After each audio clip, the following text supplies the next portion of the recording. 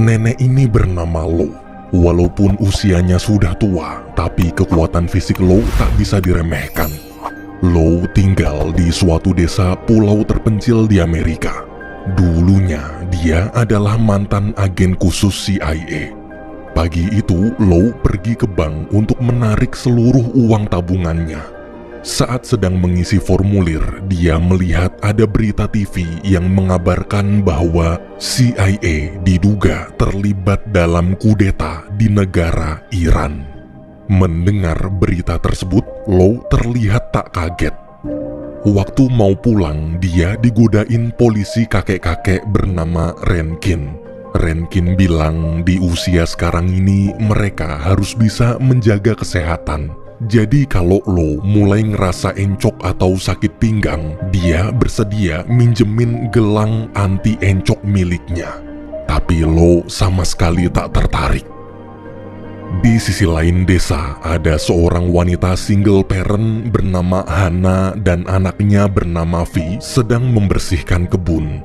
Dulu keluarga Hana tinggal di perkotaan. Namun semenjak sang suami meninggal, dia memutuskan pindah ke pulau terpencil ini. Setiap kali Vi bertanya kapan ayahnya pulang, Hana selalu mencoba mengalihkan perhatian dan mengajaknya main petak umpet. Tak lama kemudian, Lo datang menagih uang sewa rumah. Ternyata rumah yang Hana tinggali sekarang ini adalah rumah milik Lo. Tanpa senyum sedikit pun, Lo menyuruh nanti malam Hana masukkan aja uang sewa di laci depan rumahnya seperti biasa. Dari pertama pindah, sebenarnya Hana udah kesel dengan sifat Lo yang galak, aneh, dan antisosial. Tapi karena Hana ngontrak di rumahnya, mau nggak mau dia tetap harus menghormati wanita tua itu. Waktu mau pergi, Lo hampir menabrak Vi. Bukannya minta maaf, tuh nenek-nenek malah ngomelin Hana karena nggak becus jaga anak. Mendengar omelan barusan, Hana langsung istighfar. Setelah Lo pergi, teman Hana bernama Chris berkunjung. Chris kesana cuma untuk mengingatkan kalau 2 hari ke depan akan ada badai besar dan seluruh warga disuruh jangan keluar rumah dulu sampai badai reda. Di tengah obrolan, dari dalam rumah, Vi memanggil minta dicarikan boneka kesayangannya. Tepat saat Chris pamit pulang, perlahan-lahan hujan mulai turun. Di jalan, Chris melihat ada pria kehujanan minta tumpangan. Karena kasihan, dia pun menolong pria itu. Dalam mobil, sambil jalan, mereka mengobrol banyak hal. Tertawa, bahkan bernyanyi bersama. Tapi tiba-tiba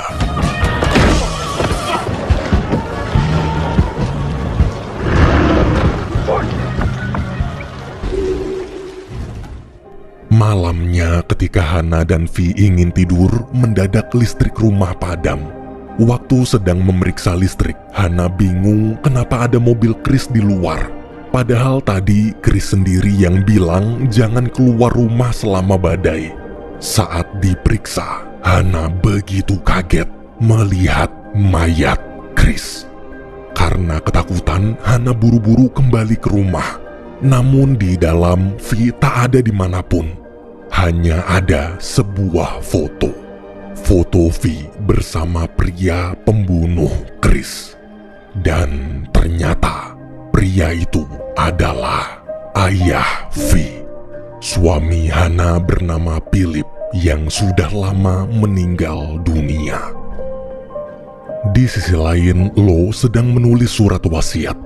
Di surat tersebut dia menulis, jika meninggal nanti, maka semua harta serta rumahnya ini akan dia berikan pada Hana. Meski mereka berdua tak akrab, tapi Tapi hanya Hanalah satu-satunya orang yang dekat dengannya. Selesai menulis, Lo duduk di tengah ruangan. Kemudian mulai mengarahkan senapan ke dagu untuk mengakhiri hidupnya sendiri.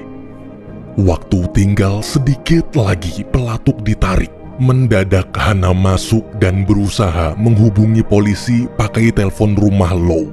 Sayangnya listrik rumah Lo juga mati. Dengan panik, Hana menjelaskan V diculik mantan suaminya yang seharusnya sudah meninggal. Ia lalu memberikan foto Philip di kamar tadi. Di balik foto itu ada pesan bertuliskan, "Hai ibu, sekarang giliranku." Lo bilang dia akan membantu asalkan Hana tenang. Anehnya saat mencoba mengejar, mobil Lo tak mau menyala. Ketika diperiksa, dalam mesin mobilnya sudah dipasang bom. Beruntung mereka berdua selamat. Lo yang sudah biasa menghadapi kejadian seperti ini pun tetap tenang lalu mengatakan kalau mereka tak punya pilihan lain selain jalan kaki. Karena masih syok, Hana cuma bisa menurut tanpa bertanya apapun. Mereka kemudian pergi mengikuti jejak Philip. Sementara itu, Philip yang sedang istirahat di sebuah rumah gubuk mencoba mengajak putrinya bicara. Awalnya V ketakutan. Dia sudah bertahun-tahun tak pernah bertemu ayahnya. Namun saat Philip bilang kalau mereka berdua akan pergi ke tempat yang sangat indah, bocah polos itu pun mulai tenang. Keesokan paginya, di tengah perjalanan, Hana dan Lo melihat gubuk tempat Philip istirahat semalam. Ketika mengamati dari kejauhan, terlihat ada dua teman Philip sedang berjaga. Lo lalu memberikan Hana pistol dan pisau, kemudian menyuruhnya tetap diam berjaga di sini, sementara dia akan ke sana pura-pura jadi nenek-nenek tersesat.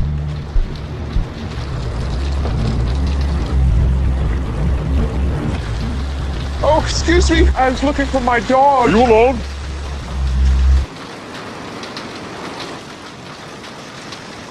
Okay. 2 minutes. Oh, bless your heart. You lost your dog, man. Whoa, It's just an old lady. the soup smells so good.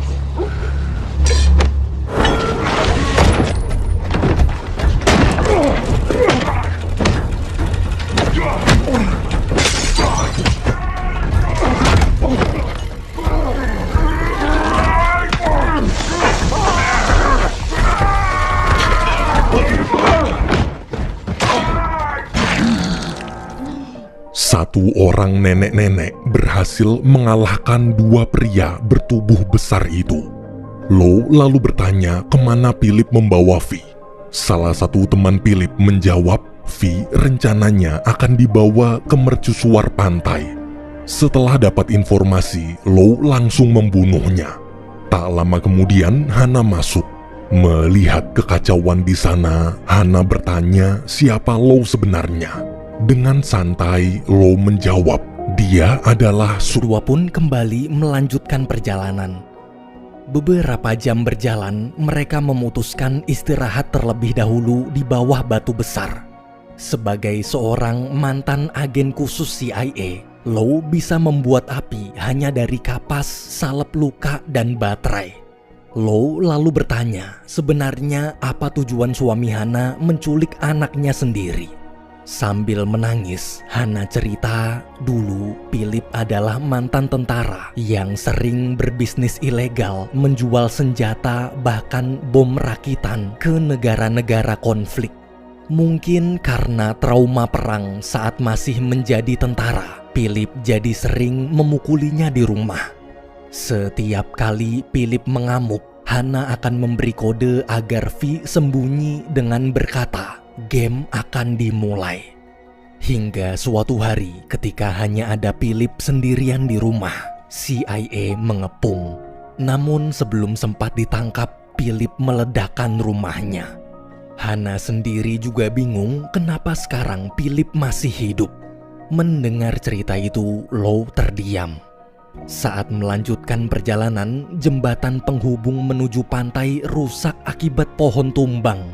Karena tak punya pilihan lain, mereka terpaksa tetap nekat lanjut. Lo pun menyuruh anjingnya pulang.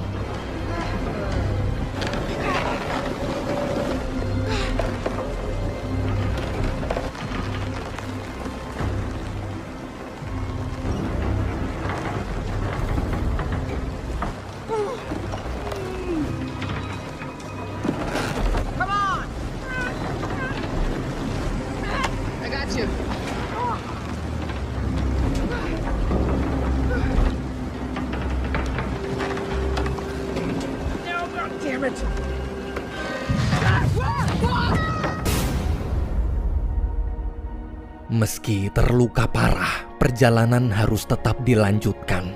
Dengan sisa tenaga yang ada, dua wanita tangguh itu terus berjalan. Sore hari, mereka akhirnya sampai di wilayah sekitar pantai. Saat sedang memeriksa jejak Philip, Hana menemukan boneka kesayangan Vi rusak. Dari arah bebatuan, Lo melihat ada asap. Ia yakin Philip dan Vi pasti di sana. Karena tak ingin membahayakan Hana, Lo memberikan walkie-talkie, lalu menyuruhnya naik ke atas bukit untuk menghubungi polisi. Tanpa curiga sedikit pun, Hana bergegas ke atas bukit. Lo kemudian mulai memeriksa daerah bebatuan itu. Ternyata dugaannya benar, Vi ada di sana. Waktu mau menolong Vi, dari belakang Philip muncul menodongkan pistol sambil bertanya, kenapa Lo membawa istri dan putrinya ke pulau ini? Mendengar pertanyaan itu, Lo menjawab, dia hanya ingin menyelamatkan menantu dan cucunya dari kekejaman putranya sendiri.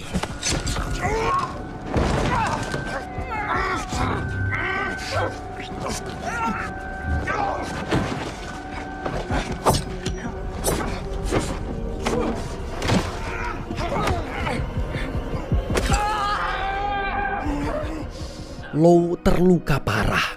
Sambil membawa Vi pergi, Philip berkata bila ingin menyelamatkan cucunya, maka Lo harus datang ke mercusuar. Sementara itu, di atas bukit, Hana berhasil menghubungi Rankin. Tapi tak lama kemudian, walkie-talkie-nya mati. Waktu kembali, Hana kaget melihat kondisi Lo. Ketika ingin mengambil perban di tas Lo, Hana menemukan foto Philip yang kemarin malam dia berikan dan selembar kartu pos. Hana bingung bagaimana Lo bisa punya kartu pos dari Philip padahal mereka tak saling kenal. Karena terpojok, Lo pun mengakui kalau Philip sebenarnya adalah anak kandungnya. Dulu setelah dapat kabar Philip meninggal, Lo membayar sahabat Hana untuk membujuknya pindah ke pulau ini agar bisa melindungi cucu kecilnya dari dekat. Mendengar semua pengakuan barusan, Hana sangat kecewa. Ia lalu pergi dari sana mencari Vi sendirian. Pagi hari, Lo mendengar suara Rankin datang naik motor ATV. Rankin di situ cerita, semalam saat dia melapor ke kantor untuk menolong Lo dan Hana, kepala polisi bukannya mengirim bantuan tapi malah menghubungi pihak CIA. Kepala polisi memberitahu kalau Lo adalah buronan CIA paling dicari karena telah membongkar keterlibatan CIA dalam kudeta di negara Iran. Rankin lalu menyuruh Lo segera pergi sebelum CIA kesini. Di sisi lain, Hana sampai di mercusuar. Melihat Vi ketakutan, Hana memohon agar Philip mengizinkannya memeluk dan menenangkan Vi sebentar aja. Karena kasihan, Philip mengizinkan. Waktu berpelukan, Hana berkata, game dimulai. Vi yang mengerti maksud sang ibu pun pura-pura izin ke toilet untuk sembunyi. Tepat setelah Vi pergi, Hana langsung menembakkan pistol yang dia ambil dari teman-teman Philip di rumah gubuk sebelumnya. Namun luka tembak bukan apa-apa bagi mantan tentara seperti Philip. Ia dengan mudah membalikan keadaan. Ketika terpojok, Hana ingat di kantongnya ada pisau pemberian Lo kemarin.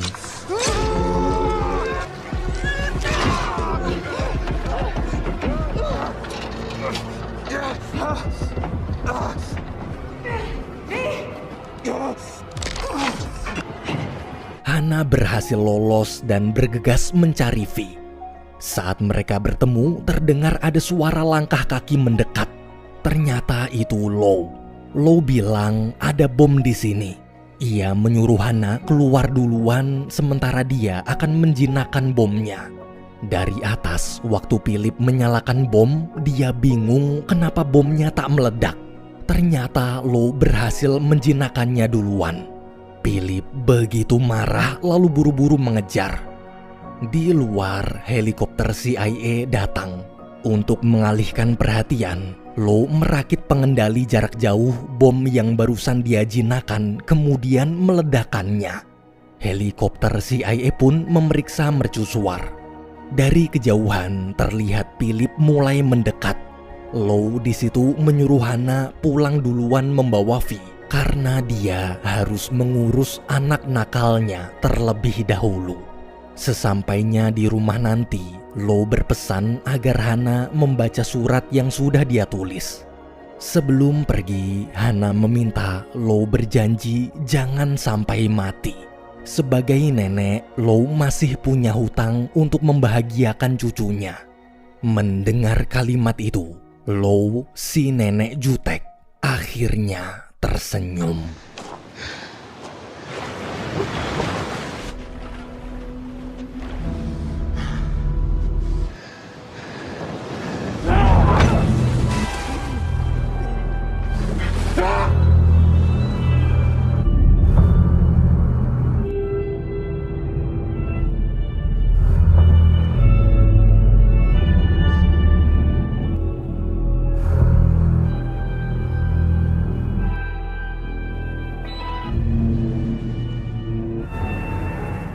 Lo tertusuk. Di momen itu, Lo menatap wajah Philip lalu memeluknya. Ia memeluk putranya sangat erat.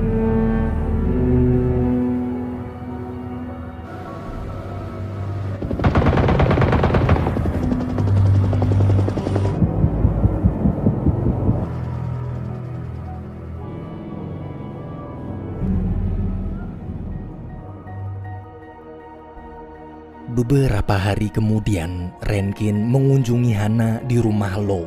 Di sana, Hana sedang diinterogasi dua agen CIA. CIA bertanya apakah Hana tahu di mana keberadaan Lo sekarang. Ternyata di TKP kejadian kemarin, CIA cuma bisa menemukan mayat Philip.